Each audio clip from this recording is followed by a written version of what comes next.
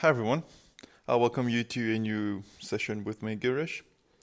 Um, a- as I plan the upcoming workshop on the Eightfold Path, um, it makes me wonder about the whole process of purification from a Buddhist perspective. All right, um, while I consider the Eightfold Path to be very complete and it actually explains everything in detail, I believe it's actually important to have a certain roadmap as well, a roadmap on the purification process. Okay, so in this podcast, that's exactly what I'm going to explain to you or give an overview about. All right. So if you look at the stages of purification in Buddhism, you have three distinct categories. All right, and it starts with working on uh, the most obvious and most apparent things, which we call the gross impurities, like the most urgent ones we need to look at.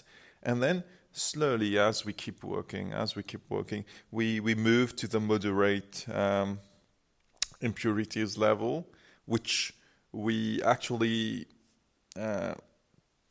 move towards. After that, we've worked on the gross impurities a lot. We move to the moderate impurities, and slowly we continue working on ourselves till we actually move to the fine impurities. Okay, so in today's session, I'm actually going to describe what happens under each category. All right, and we can actually use the analogy of finding gold. Okay, we can use the analogy of finding gold or cleaning the gold. When you actually dig for gold, you need to cleanse it, purify it a lot, and it's actually a lot of cleaning, purifying, till you actually get the gold which can be molded. All right. So the purification process of our mind and body, it's exactly the same thing. You need to wash, clean. You reach a certain stage, you continue wash, clean. Second stage, wash, clean, and then the third stage. And I'm actually going to describe each stage one at a time now. So when you start the practice, you actually work on the gross impurities. Okay? And what do we actually work on under the gross impurities category? We actually work on misconduct in the body. All right. For instance, misconduct in the body would be working on extreme anger. You feel extreme anger, which makes you suffer a lot. It could be about alcohol intake, drugs abuse, maybe thoughts that make you hate yourself. Anything really extreme, which actually doesn't value your body, falls in that category. So these are the gross impurities we need to actually work on at an initial stage. So once we continue or clear a major part of our misconduct towards our own body, we then start to focus on our speech. The way we speak, is the way we speak hurtful to others? Is it hurtful to ourselves? All right? So you start to become aware of the way you speak, or you become aware of the way you communicate to the world, the way you communicate to yourself. Do you always tell yourself negative things? So it's working on the misconduct towards the body, then you focus on the speech, and the third one is actually working on the mind. Are you super stressed? Are you always anxious, always stressed? Okay, so you mindfully work through these three things, which were misconduct towards the body, speech, and the mind. So once we've actually worked over these three impurities in ourselves, we actually move to another level where we are much lighter, but we actually need to continue working on ourselves, and we move to the moderate level. And at that level, you start working on different other things. you start working on thoughts about sensuality. Okay, maybe attachment to others, possessiveness in relationships. Okay, anything that will actually make you sway from that calm state of mind.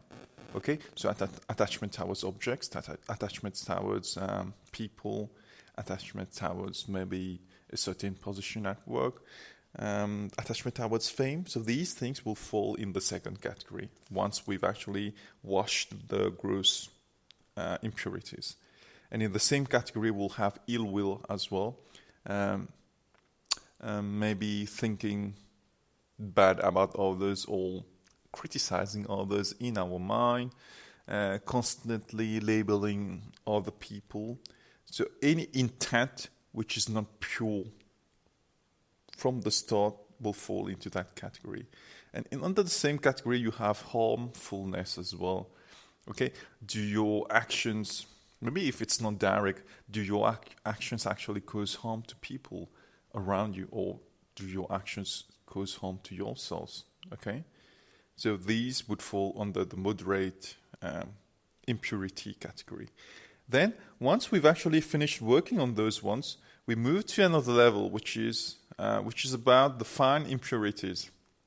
So at that level, you're mostly very enlightened, calm, but you're still fine-tuning the system. All right. So at that level, which is fine impurities category, the things you actually need to get detached from, and I think that category is the most exciting thing for me because I observe it a lot. Okay, when I'm going to explain to you now, you understand why I'm getting so excited about it. In the third category, which is about the fine impurities, you actually have to discard or let go of your thoughts about your racial background. Okay, and that's really hard because a lot of people, they cling to their race or to their gender or to a certain caste they've been born into. So at that level, you actually let go of this as well. So thoughts of racial background. And actually, the last one, which I really like, which falls into the fine impurities category, is thoughts related to not wanting to be despised.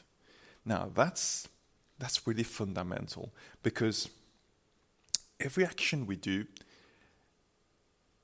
even good things we do, every single action we do, we actually do them so that we kind of feel, we kind of get the recognition or we get the appreciation. But what about actually doing things without the fear of getting despised?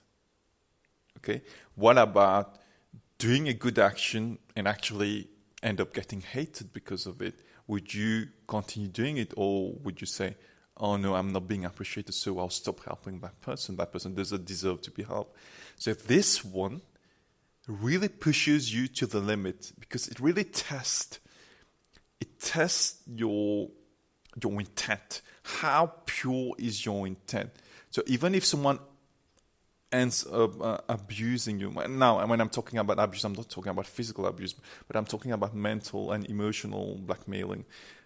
How much would you help a person if that person always is negative towards everything you do towards the person? So would you be willing to help that person even if that person is not really receptive, even if that person always gives you junk, okay, every time you try to help? How dedicated are you towards the cause when something like this happens? So this will fall into the fine impurities category, and it's actually like the tip of the iceberg, which if you're able to really work on it and actually succeed at, really executing, helping people and not really expecting anything at all, if you really reach that level, you win. You win, and we can almost say that you're completely purified. So to me, that roadmap is amazing. It makes you reflect a lot on the purification process, because it's always good to know what are the different stages and where we're going, what are the things we need to work on. So, that to me, that's just a teaser before I actually do the series on the Eightfold Path, which is very deep, very detailed. And yeah, this one, I think it's an amazing process. Okay, so till next time, bye bye. Lots of love, Girish.